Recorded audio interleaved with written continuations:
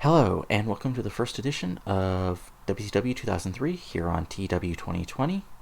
As you might have saw, I did Starrcade, and then we've had two basically shows that I had previously recorded going over the end of the year and everything. So, all that stuff did still happen as I did the conversion after that point. But I'm also going to go over, the sort of basic facts of stuff as far as the company and everything, just to make sure anybody who missed that, or just watched Starrcade, or who hasn't watched anything at all, knows what's going on. So to go over basically the minimum. Basically, this is a WWE save that I've been running for about a year and a half in game, starting, with Eric Bischoff, actually taking over WCW. And what I've done is I'm playing Roddy Piper as the booker. And what I'm doing is, if you look here, so I'm playing him as basically kind of Roddy Piper in real life, because if you don't know, Piper was actually a booker in Portland for a while.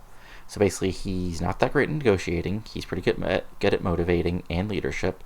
Not that diplomatic. He's really creative, and he has a bit of a silver tongue. So I think that works well for him. And he came in with a decent reputation, because I booked well. So that's the minimum. So again, but just go over a couple things. So to first go over creative meeting. So again, Goldberg is our top guy. He just won the world title at Starrcade. Kanyon is our number one heel. He just basically defeated Sting along with Lex Luger and GDP in an elimination match. RVD just got a big win over Ric Flair at Starrcade. Booker T got a big win over Lance Storm at Starrcade. And Ric Flair lost. So something you might notice here is Kanyon's not quite in there as a franchise player, but he's probably just right outside it. Because I've done a couple tests, just sort of like just simulating stuff, just make sure nothing is too wacky with conversion, and he's been in there once or twice. So next big things, we got Macias, who I've been pushing as a monster. Jordan Cole, who you might know better as Chrissy Vane. Ray Jr., who's Ray Jr. AJ Styles, who's AJ Styles, and Yang. Hot prospects wise, we got again Jordan Cole, AJ Styles, Beth Phoenix, Lexi James, also known better as Mickey James, and Lash LaRue. Talk to the Cot, we got Flair, Kanyon, Booker, Savage, and Johnny Lawler. Showstoppers is Ray, RVD, Liger, who's only here for one appearance, AJ Styles, and Kanyon. Ring general wise, we got Ray Jr., Lance Storm, Jarrett, Liger, Morningstar, otherwise known as Christopher Daniels. Who's hot is Kidman, Jindrak, Harris, Kaz, Lestat. Who's not? Nash and Steiner. Hidden gems is the people you'd expect at this point. Let's see here. Figurehead is Bill Goldberg, but I just set him up about a month ago, so he's there. Our product is Classic Spornstead, so 80% matches on events, 65% matches during TV shows. Eye-candy matches will get penalized. Dangerous match setups will get penalized. Risky angles will not go well, etc., etc. Titles. Cruiserweight Champion is currently Morningstar. He's held the belt since Halloween Havoc. Mayhem Tournament was won by Bill Goldberg. U.S. title is held by Ray Jr. He also won it at Starrcade. Women's World Champion is Beth Phoenix. She won it back at Fall Brawl, winning the tournament final. World Tag Team titles are Air Raid. They won the titles at Starrcade. And World Heavyweight Champion is Goldberg. He also won the title at Starrcade. Active teams, we got 3 count. Who's basically been jobbers. Air Raid, who's been tag champs twice. America's Most Wanted, who has been getting a strong push. Skip and Romeo, who are B-show fodder. Filthy Animals, who are not really around anymore. Jindrak Stasiak, who have been like a pretty good heel team. The Young Dragons, who are B-show fodder, unfortunately. Flambeau and Hair, who aren't teaming up anymore due to a stipulation of a match last year. Silver City Rollers, who was a team that I found that had great chemistry. So now they're together. Team Canada, that's who's Team Canada. They were a strong heel team during 2001. And then the Mamalukes, who again have also been B-show fodder. Storylines, I've got a lot. Stables. We really got 2 main stables. There's the 4 Horsemen, who are the 4 Horsemen. It's Kanyon, Ric Flair, Jeff Jarrett, Shane Douglas, and then Johnny Lawler as support. She's been one of Kanyon's manager basically since the beginning. And the Deadpool, which is Vampiro, Lestat, Morningstar, and Macias. Okay. And we'll do the roster at the end just to sort of figure things out. Announcers, We've got at events, Tenay, Shivani, and Heenan. And TV is Shivani, Hudson, and Heenan. And Saturday night is just Tenay and Hudson. Events on TV, it's your standard, it's your starting lineup. It's Nitro, Saturday Night, WrestleWar, Super Brawl, Rising Fury, which is my new show, which I might change the name again, back to Uncensored, or not, depends. Spring TNT, Slamboree, Bash at the Beach, Clash of the Champions, Fall Brawl, Havoc, Mayhem, and Starcade. And then I've got Nitro, then I got Saturday Night, which is Tape Tuesday, and is my B show. Broadcasting. Okay, so broadcasting deals is I have FX, Canal 5, Channel 5 in England, NHK in Japan, 10 Network in Australia, and Rogers Sportsnet also in Australia. Backstage. Our Backstage is 89%, so not terrible, but not fantastic either. I've got 2 child companies, AWQ, which is my women's dev fed, and NWA Wildside, which is NWA Wildside. I'll go over those guys also near the end here. Let's see here. Medical is just Sid Vicious. Merchandise-wise, we're at level 6. Owner goals, none yet, because I just started the game. Size, we're just at the edge of becoming big, so that will be interesting to see how it goes. No training facilities. Relationships, let's see here. Yeah, we got our 2 dev feds, and of course, WB at War. I think that's it. Yeah. So again, just to go over the rosters. First, we'll go over our developmental rosters. So, child companies. Our first company is AWQ, which is our women's roster. So for that, we've got Allison Danger, Steve Carino's sister, Annie Social, Bonnie Maxon, who would be later known as Rain, cheerleader Melissa, Cindy Rogers, Katarina Waters, the future winner, Kim Nielsen, Lacey, Malia Hosaka, who's here mainly as a trainer, Miss Molly, Natty Neidhart, Nikki Rocks, Roni Jonah, Rudy Boy Gonzalez, who's the owner and CEO, Tracy Brooks, and Wacina Busick, who's a Croatian wrestler. So, then if we look at NWA Wildside, look at the roster. Not all these guys are with us officially. Some of them are just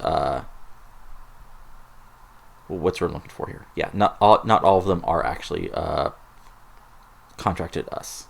Well, yeah.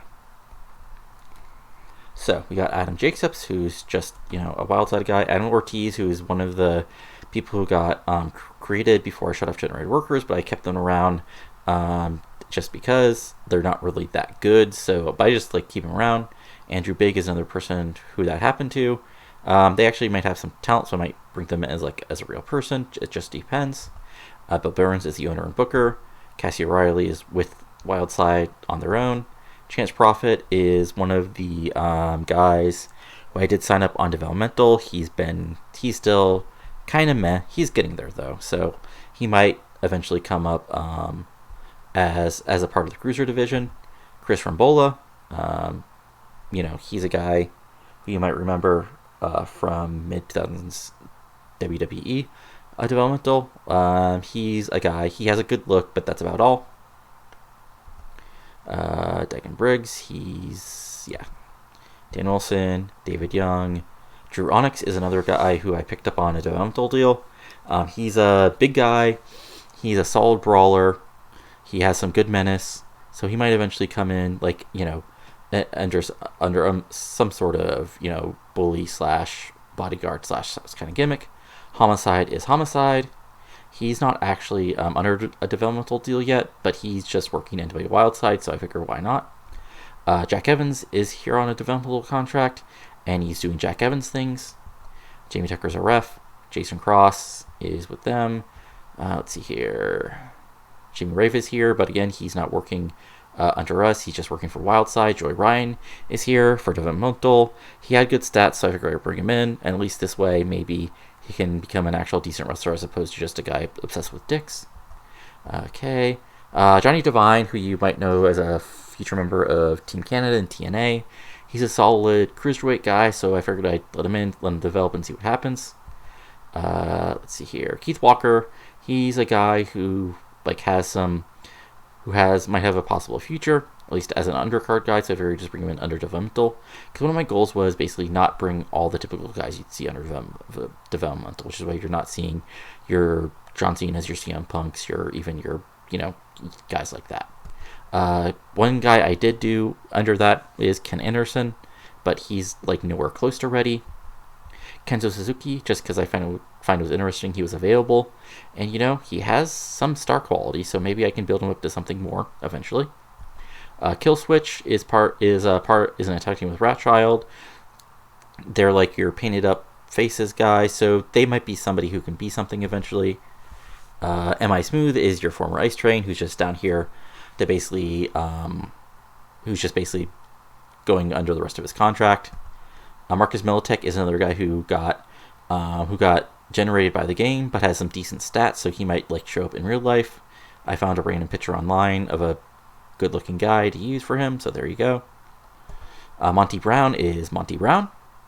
He's been he was one of my first Dev Fed signings, and he's actually finally getting basically close to ready. So he's probably somebody who you'll see on Nitro or Saturday Night within the next couple months. Onyx is another guy who probably has a decent future, but he's still just under Wild Side. Paul London is Paul London. Basically, yeah, he's somebody who will probably be joining the Cruiserweight division pretty soon. Prince Justice is your future Abyss. He's Abyss, so I have a dark scary stable, so there you go. He's also not officially with us, yes. Prince Nana, he's again under a dev deal. He could turn into somebody I just use specifically as just a manager, or somebody I actually use in the ring.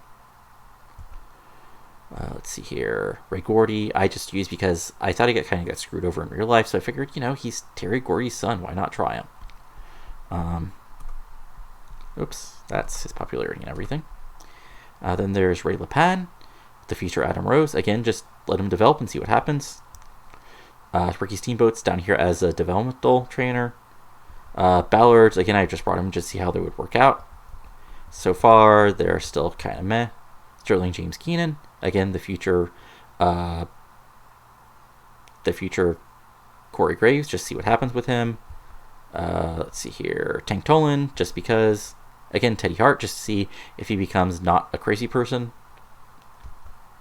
Let's see here. Tony Jones he's probably best known for being part of one of the one of those early 2000s documentaries about trying to get into WWE, but he worked West Coast. He was actually pretty solid, but he's just older. Tony Kozina's just a random guy. Trevor Rhodes is Trevor Rhodes. Again, he had a decent career, so let's see if anything else happens. And then Wrathchild is, like I said, partner of Killswitch. So now that we went over to the developmental roster, we'll go ahead and go over the full roster.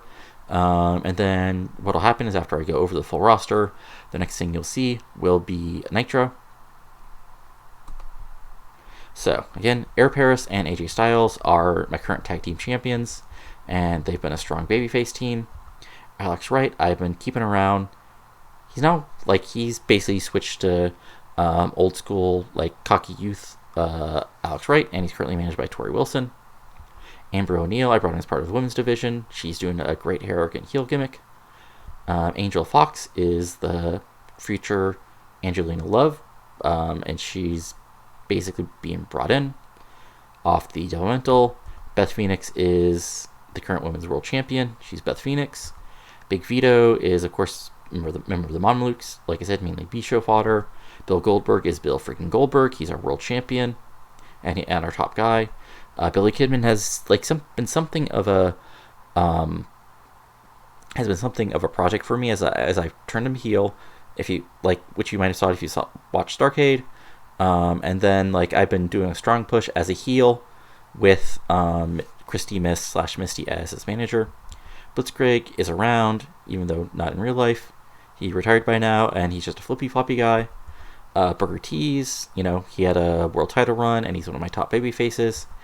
Cash, again, is in a team with Reno, and they're Shane Helms lackeys. Celine Cartier, the current, Lufisto, is part of my women's roster. Chavo Jr. is just around. Honestly, he's just being kept around mostly just in case Eddie becomes available. Again, Chris Harris and James Storm are America's Most Wanted. They're not quite ready yet, but they're being managed by Jerry Lawler currently, so I'm building them up. Chuck Bolembos has Stacy Keebler as a manager, and he's been a strong mid-card / upper mid-card face.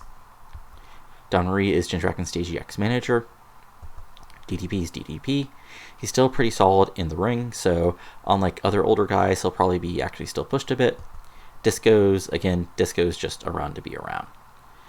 Dustin Rhodes, again, I brought him back recently to team up with Conan and a feud with AMW. He's solid, he's a good teacher, etc., etc. Dusty is Dusty.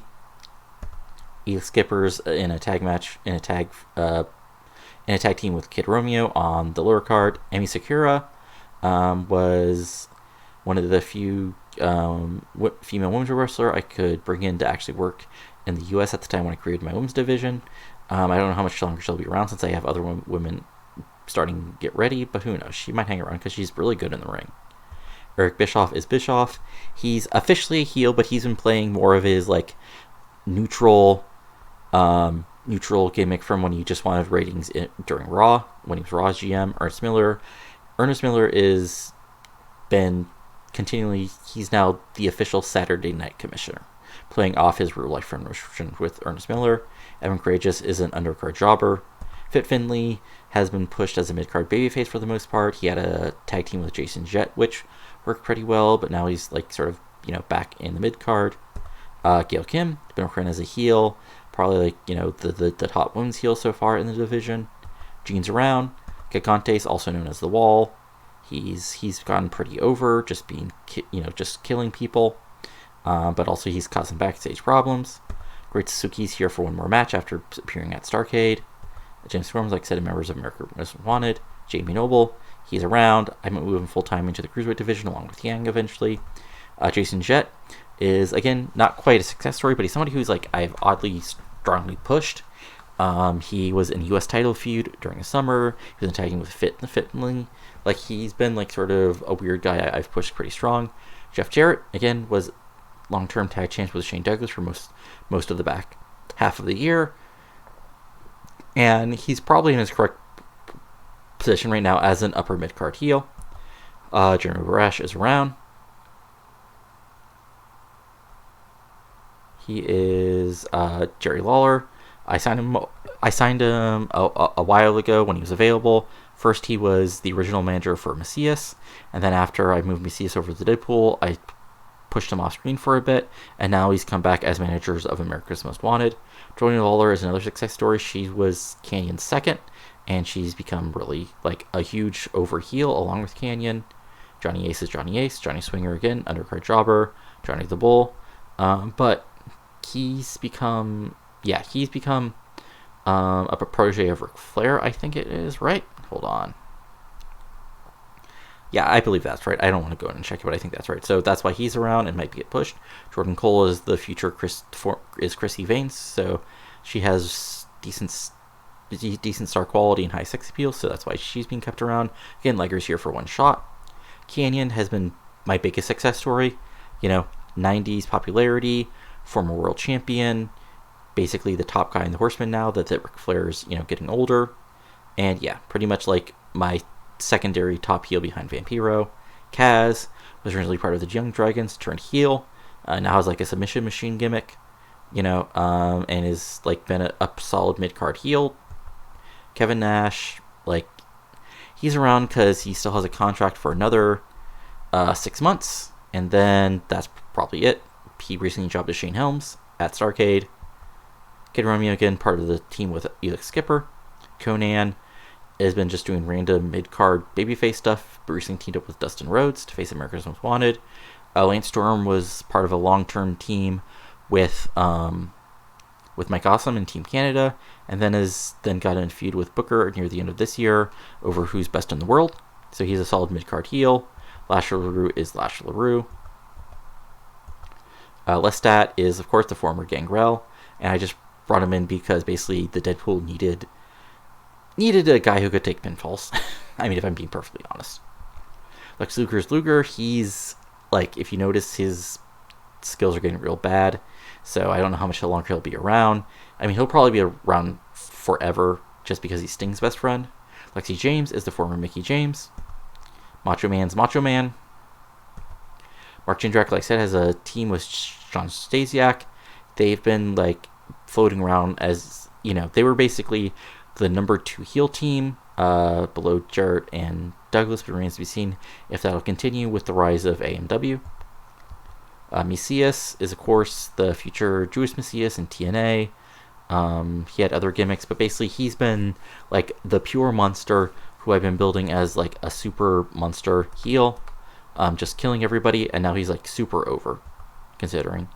Majaja is Scott Steiner's, you know, valet. Mike Awesome is a guy who I kind of dropped the ball with. He was in a tag team with Storm through most of 2001. I tried pushing him a couple times in 2002, but he didn't quite hit the numbers I needed, so that was sort of the end with him. So, yeah, I'm just sort of playing out the string with him because he's also 37, and I have, like younger guys who are just as good who are also, like, big, strong heavyweights. Mike Sanders has been just on the undercard.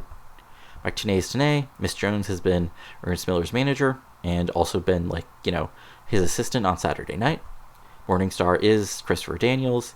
He was brought in, basically almost immediately became Cruiserweight champion. Misty is Christy Mist. Google her or do other searches for her, and you'll see what she's famous for, and she's also now Billy Kidman's manager.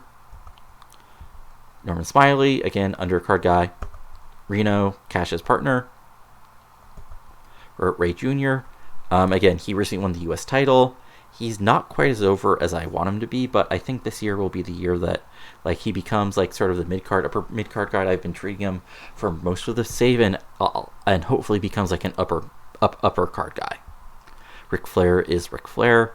He's still really good, as you can see by his stats, but he is getting older. Rick Steiner is just around because to keep Scott Steiner happy. Roger Animal is around because he still has a contract, but hopefully he'll get upset enough he eventually walks away. Rob Van Dam, again, is somebody who I'm pushing towards the top. He was U.S. champion for a while during the last year. He recently beat Ric Flair, so there you go. Roddy Piper is my user character. Scott Hutton is a manager. Scott Steiner is Scott Steiner. He was world champion for a while, and since he's still getting good ratings, like, eventually I was really going to de-push him, but he's still really over. He's still getting good angle rating. He's still getting good match rating. So he gets to get pushed a little more because he didn't have the problems that he had in real life in WWF at this point. So this is Scott Steiner 2003, who's still perfectly reasonable in the ring. Scott Taylor was the mystery man who showed up as the last guy in the Cruiserweight Scramble. And yeah, he was released by the WWE. And, you know, I just signed him because he was over enough and solid enough worker. Sean O'Hara is another one of my success stories. I've been building it basically for the last year. He went over Scott Steiner at Starrcade, and now he's like basically my top young baby face. Like, you know, it's Goldberg, it's Booker, it's RVD, and probably O'Hara in my, like, hierarchy of baby faces right now.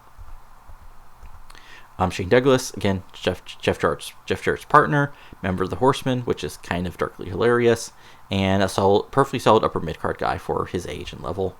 Shane Helms is another, like, success story on my end. Like, he's been built, like, I built him as a legend killer. You know, he's taken out, you know, all the Cruiserweight legends.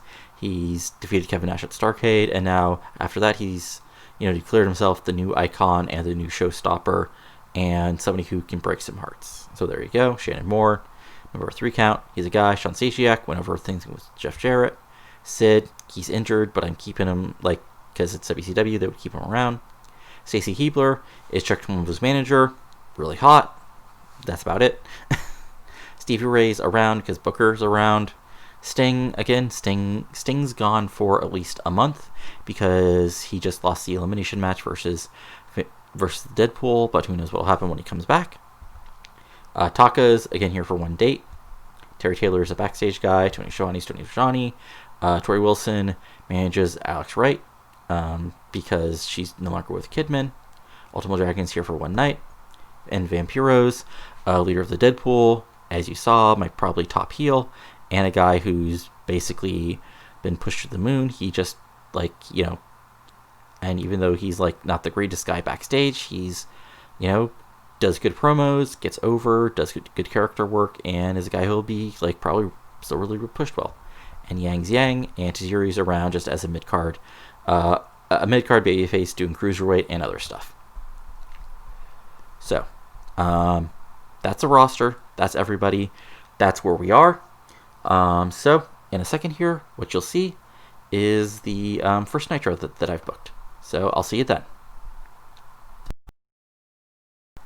Now it's time for the first Nitro of 2003 here on TEW 2020. So, let's get rolling. First, we had our women's match on the pre-show. We had Gail Kim and Amber O'Neal go over Celine Cartier and Jordan Cole in 11:53 when Gail Kim pinned Celine Cartier. Remember, these matches are slightly inflated because my women's dev fed is based in the Southwest, so the women are far more over in the Southwest than they are in other places, but still this gets a 57. Cartier and Cole have excellent chemistry teaming together, so that's a positive. And then in the oh my god. No. Well, okay. That's unfortunate.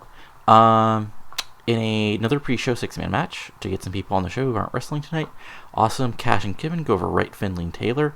And 14:47 when Cash pins Taylor with the dead level. This gets a 71. Everybody does really good in the ring. Only downside is it looks like Billy Kid and Misty in this reality don't have good chemistry together. That's too bad. So the match starts off with our Nitro opening, beginning of a new era. You know, includes Goldberg, Vampiro, Booker, Rob Van Dam, Beth Phoenix, Kanyon, and Sting all appearing. This gets 73 because it's a 1-minute thing.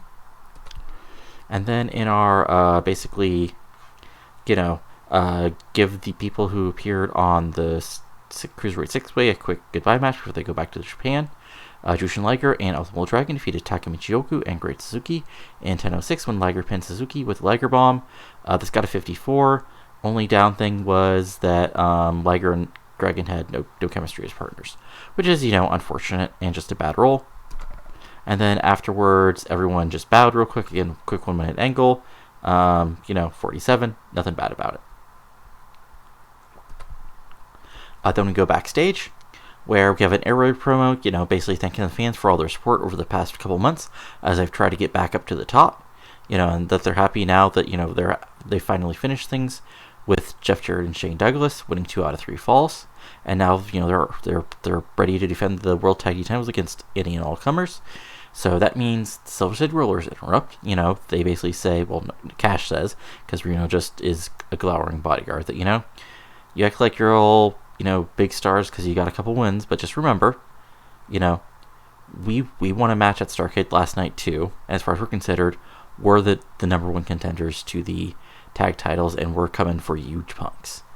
So this gets a 61. Then we had a basically a promo where Shane Helm comes out, you know, and we get as close as we can without getting sued by WWF. You know, basically,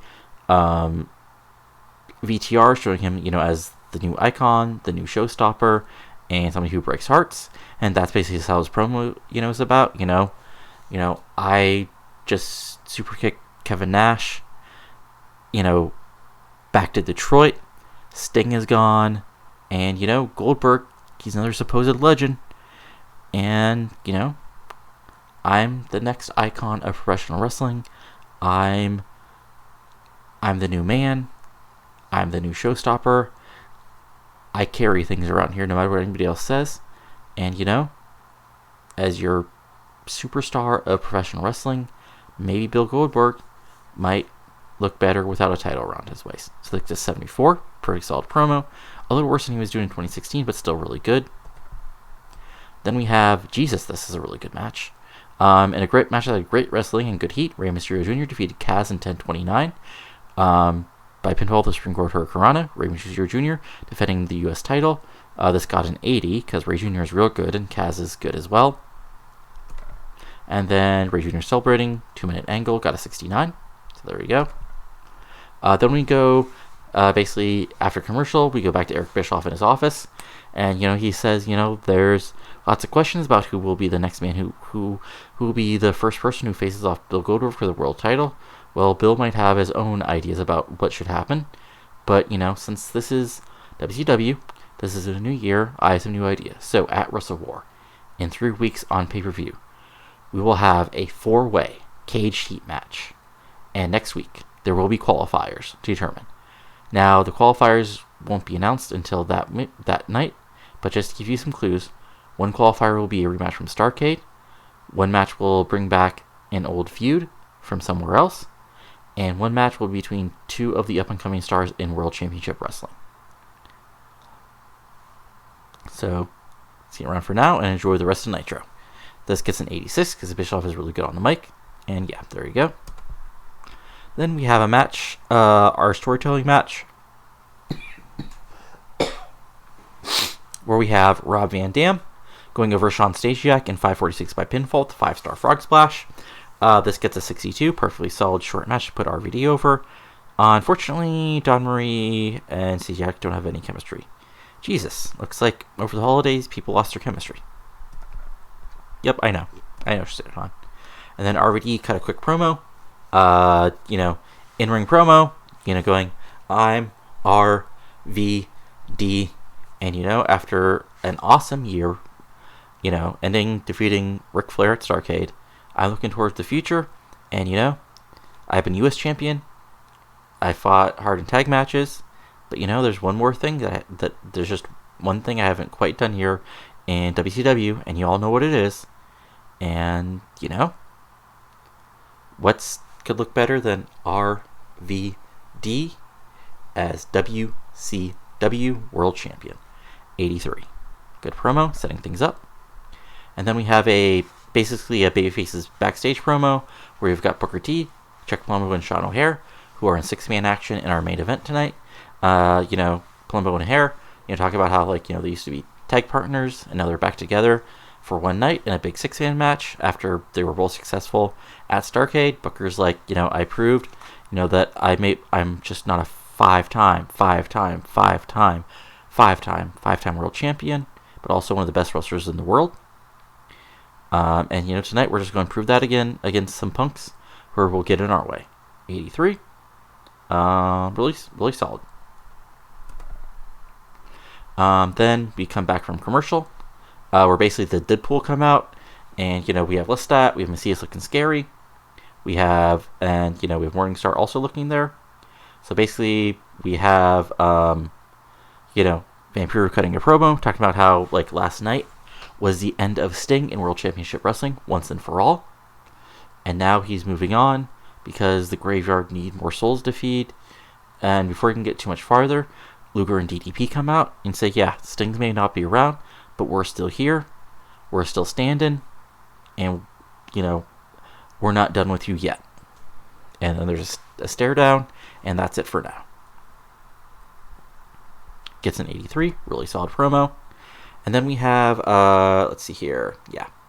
So we have Beth Phoenix coming out. She retained the Women's World title last night.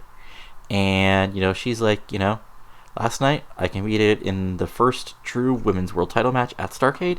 And now I want, more competition. So anybody who's in the back who wants a title shot, go and come on out. Then some, sort of rockish music hits. And out comes Angel Fox. You might know her better as an Angelina Love. She was in our DevFed as Angel Williams. She comes out and says, Beth, I respect you a lot, but I want to make my mark on World Championship Wrestling on my first night. I want to take that Women's World title from you right here in front of these great California fans. Beth Phoenix agrees, and we've got a match. So this gets a 46. I probably should have scripted them. And Beth Phoenix, let's see here. I did a cool California Girl gimmick, which is, a thing. Standard gimmick. Wins and losses have greater impact on momentum than normal. Okay, give a small penalty to charisma during matches and angles. Okay, not the end of things. But then in the actual match, which was a really solid match, Angel Fox defeated Beth Phoenix in 8-13 by pinfall with an angel snap. So I'm imagining that's sort of like a quasi DDT move, and Angel Fox in her debut here in World Championship Wrestling wins the Women's World Title. 55, really solid match. And then afterwards we have a Angel celebrates. Beth Phoenix gets back in the ring, and after a moment we have a handshake, and then Beth Phoenix raises her hand as the fans cheer. So this gets a 48, and Angel really needs to be scripted. Then after that, we come back from commercial. Mike Tenay is in the ring and says, I'd now like to welcome the new WCW World Champion, Bill Goldberg, to the ring. Goldberg music hits. He comes out of the back. The fans cheer. And then he basically, cuts a promo and says, Eric Bischoff can say, whatever he wants about who's going to be in the main event. I'm always happy to fight. It doesn't matter which 3 men are in that cage with me at WrestleWar. I'll still walk out of here with World Champion. So, it doesn't matter if you're, some scary punk like Vampiro, a great lister like Booker, or a guy with a gang account like Canyon. The truth is, who's next? Everybody is next. Big pop, crowd cheers, but word goes back. 84. Then we go backstage where America's Most Wanted is with Jerry Lawler, and we have basically a quick promo to basically set up that, Jerry Lawler went back to Memphis, and he heard some good things about this new young tag team, but, he also knew that they needed some leadership from one of the greatest wrestlers in history. So he offered, and now all of WCW is going to show what happens when a great mind like Jerry Lawler is with 2 great young talents like Harrison Storm. Not bad, 58. And then in our main event, Jesus, this was really good. Canyon, Shane Helms, and Lance Storm defeated Booker T and Palumbo and O'Hare in 1816 when Canyon pinned Chuck Palumbo with a flatliner after joining Lawler interfere. So, this ends with a big old Pure 6 brawl. Lawler gets involved, wallops Palumbo from behind. This allows Canyon to hit the flatliner, and he gets the win. 88. Booker T gets an 80. O'Hare gets an 80. One gets 68. Storm 73. Helm 79. Canyon 89. There you go. And then Canyon, okay, new power spot, sure. And then to end, wow, okay, this is great. Okay, so basically Canyon gets the win, and now the rest of the Horsemen, who now have been putting over that they haven't been here so far, but it seems like they arrived during the main event. They arrive to attack. O'Hare and Palumbo and Booker try to fight back, but the number games are against them because it's 5-on-3. As, sort of Helms and Storm disappear at this point. But then, out comes Goldberg, spears for everybody, punches, and the show ends with Goldberg hitting a spear, and then a jackhammer on, let's say, Shane Douglas, as the crowd cheers, and the show ends the same way Starrcade ended, with Goldberg celebrating. So this gets 100, so this is awesome. So the actual show gets an 89. So yeah. This, a really hot, what's the word I'm looking for here? A really hot ending to the show. Bill Goldberg gets really over because he's our top guy. But let's just see if anything else interesting happened as we go on. Survey says we got some AI hirings. AAA, I do APR. Mondays are really the slowest, especially because this is also the first day of the game. So that'll be interesting. Wow, this is a lot slower than I thought. We're just waiting for this to go through. Please don't fail, because I just had a great show.